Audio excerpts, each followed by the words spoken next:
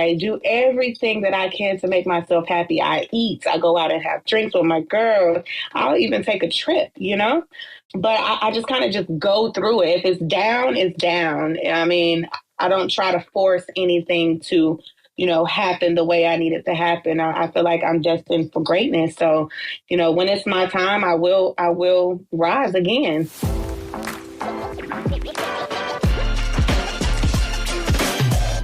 Welcome to the Black Hustle Podcast, the podcast for the urban Black entrepreneur.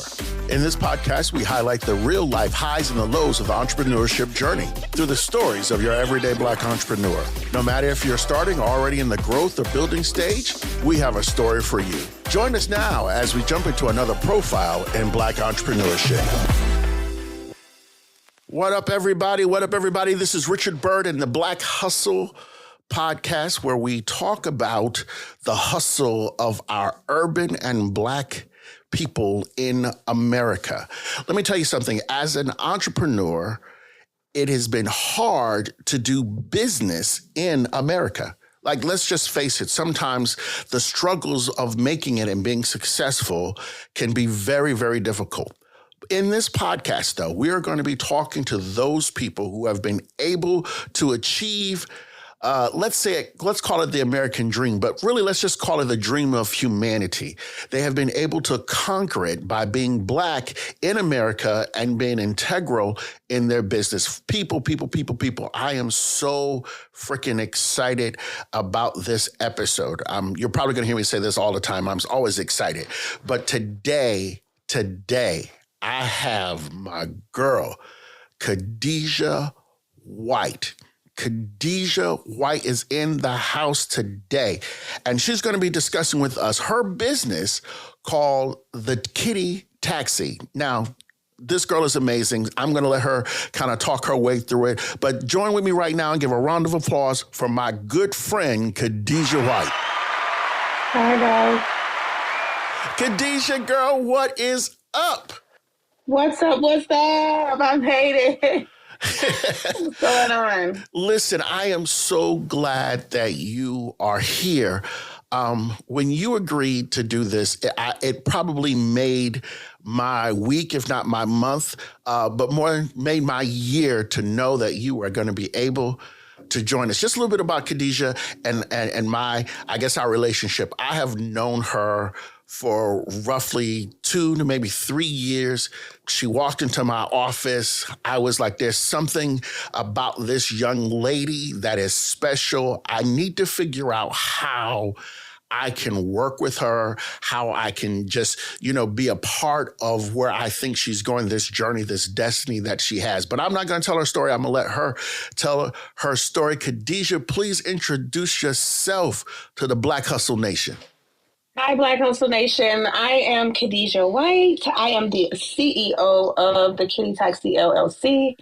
I know a lot of people may wonder, well, what is the Kiddie Taxi? So what we do is we transport your students, your children, your nieces, your nephews, your neighbors. We transport those students to and from their before and after school activities. We have a fleet of buses, we have minivans, and we basically just get those students to and from safely. So my question to you, what made you decide to create the Kiddie Taxi? Like, what was that moment that you said, hey, this is the business that I want to be in? Well, to be honest, it started off where I wanted to deal with children. I just wasn't ready for the liability of keeping them full time or opening up a daycare. So what I decided was, a better way to do this would be to transport them. I did my research. I seen there was nobody in the business but a couple different companies here in Charlotte. And I said, I'm going to do it. So I started it in my car. And that first ride to drop off a student, it felt so good to me that I just knew this is where I should be. This is what I should be doing. And from there, I didn't let it stop me. Nothing came. I've been in business 5 years, man, and it's just been awesome. So I probably shouldn't do this, but could you just tell them approximately what age group you're in? I am 27. I'll be 28 in May. What? So you've been in business since you were 22, 23 years old. What in the world were you thinking at that age that made you want to jump into this entrepreneurial journey? Well, I come from a long line of entrepreneurs. My father, my aunts, my so I think it's really within me more than anything. I had a really good backbone. My king, my soon-to-be husband, he was there for me. You know, he had my back throughout the whole thing. He pushed me and told me I can do it. So I knew I had the support. I felt it within me, and I seen everybody else doing it. I'm like, it's nothing that I can't do. I did it. Let's start there. So I often hear in this, in these conversations that I have with entrepreneurs about the importance of having a support structure, especially that of the family. Speak about that for a few minutes. So my aunt, she has a daycare that is worth multi millions. She's been in business since 1994. I actually grew up in working with her in her daycare. My uncle, he has a farm out in South Carolina that he is able to feed and service his community and the people around him. I watched that. I would go down there in the summer. We would pick vegetables. We were, work in his farm store, and that was pretty cool for me. Also, my dad, he has a lawn company that since I've known him, since I've been, of age to see him, it's been very successful for him as well. Of course, he has his downtime and things of that nature, but what entrepreneurial adventures doesn't? We all have our times. But my father, my aunt, my uncle, my family, yeah, we're all apart. We all are working. Well, it really started with let's go back. It really started with my grandfather. He was a moonshine. He was one of those moonshine makers out in South Carolina. And that's where it all started. I guess he just passed that down, man. He passed it down to all of us. So, like I tell folks, it doesn't make a difference how you start, it's how you end. That Mm-hmm. spirit of being able to control your environment, control your destiny. I think that is the thing that keeps us going. Now, you mentioned it a little bit inside of this little explanation you had. Tell me, what does it, or how do you get out of the downtime? We all have it. So what is the little mechanism that you use when you're dealing with your downtime? My downtime. I just really take the time off. If my body says no, if my company says no, I take the time off and I do something different that makes me happy. A lot of time, I'm not one to like self medicate or anything like that. I just have to kind of feel it. I feel it. I feel it. I go through that pain. I cry. I pray.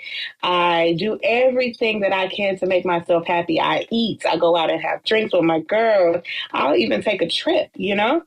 But I just kind of just go through it. If it's down, it's down. I mean, I don't try to force anything to, happen the way I need it to happen. I feel like I'm destined for greatness. So, when it's my time, I will rise again. So yeah, I just take the time off, Bird. I mean, just take the time off.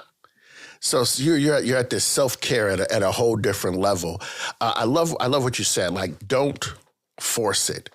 I think as entrepreneurs, and correct me if I'm wrong, we have this outside force that we're dealing with, especially this comparative analysis that we do with things that are happening in social media, friends and peers, of trying to force an issue. You and I were having this conversation a little bit earlier before we jumped on the podcast, but that whole thing of forcing and not forcing the issue. Talk to me a little bit, or talk to the people out here in Hustle Nation about that whole feeling of don't force what is already yours.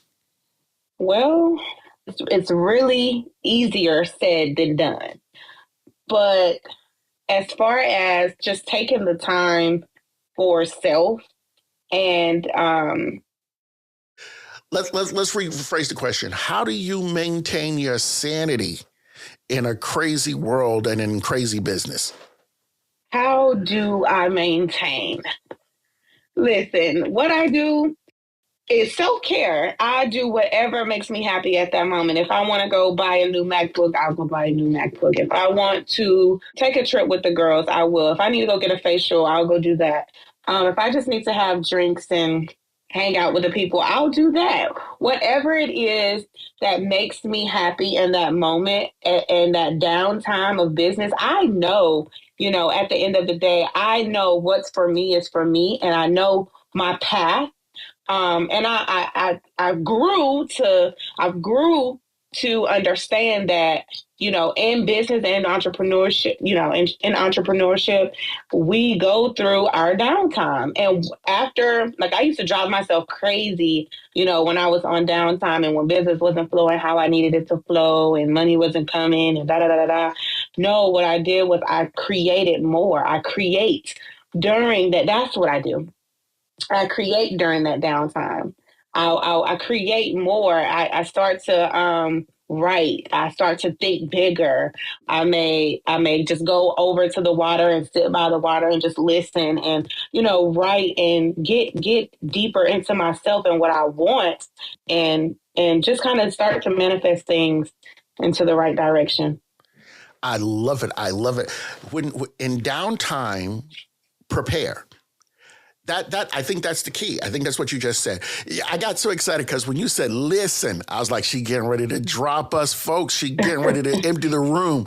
When she says listen, that means she's in the flow. But I think what you said, Khadijah, made so much sense.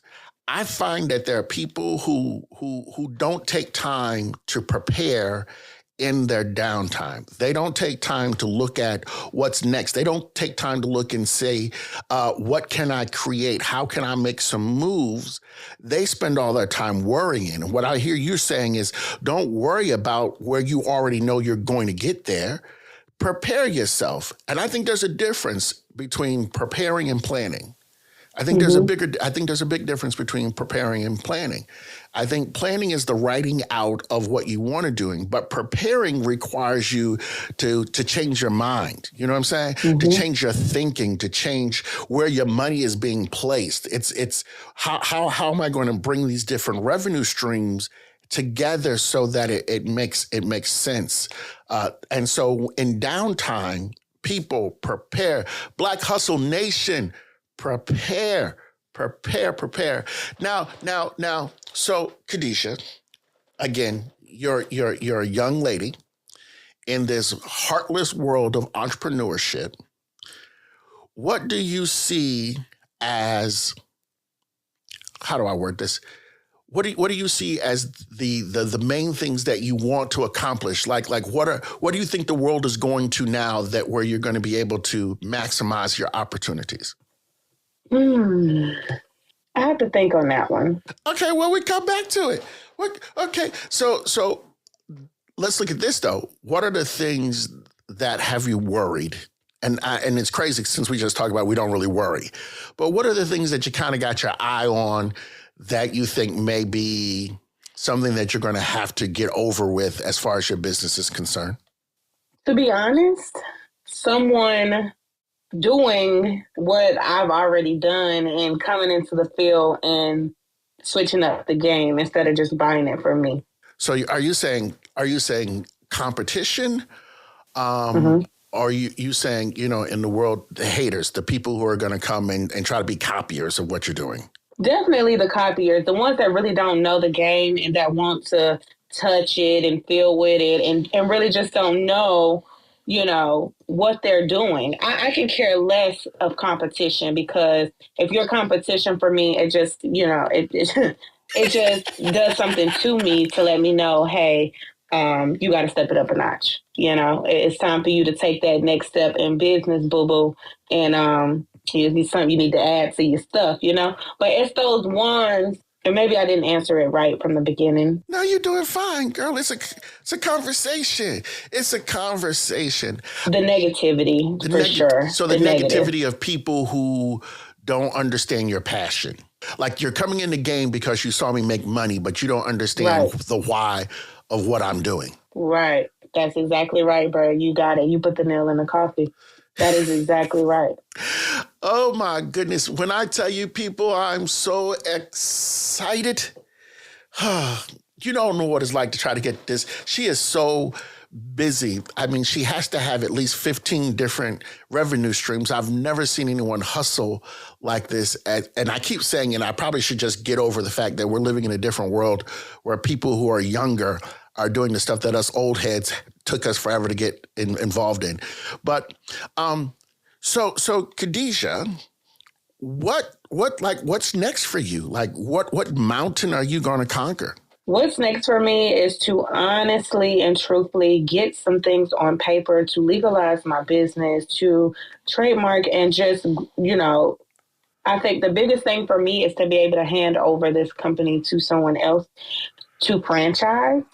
And that's I think that's my next biggest thing is to get my franchise and things going so that we can help people in many different places and we all make money.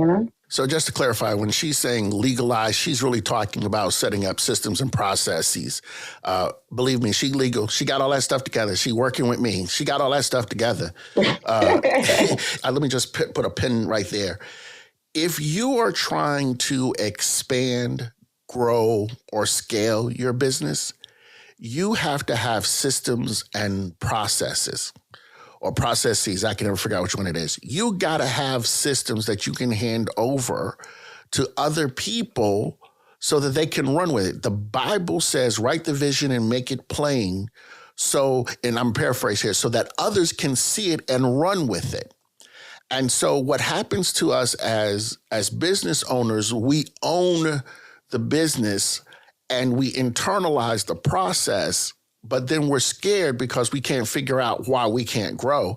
And that's because we've never thought about the longevity and the legacy of what we're doing. So what Khadijah is saying right here is, I want to be able to turn this over to some other people. I want to be able to take this same system and put them in 100 different communities across the country.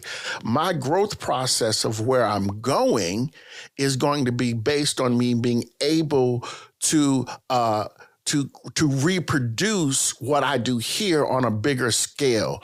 And Khadijah, my friend, I absolutely applaud you. You got the Black Hustle applause of the day. Thank you, Bert, for having me. I appreciate it. It was good talking with you. It was great. So before you leave, is there anything else you want to say to encourage someone else, or a tidbit or a lesson or anything that you've learned in your past that you think is going to help someone else get to their next level in business? I'm going to leave the floor up to you. Listen, guys, this is what I want you to do. I want each and every one of you to never stop, to always keep going, and to always prepare before taking that next step. Make sure you know exactly what it is that you want and just play it out. Don't ever let anyone or the haters get into your mind, and just keep going. Please keep going. Don't stop.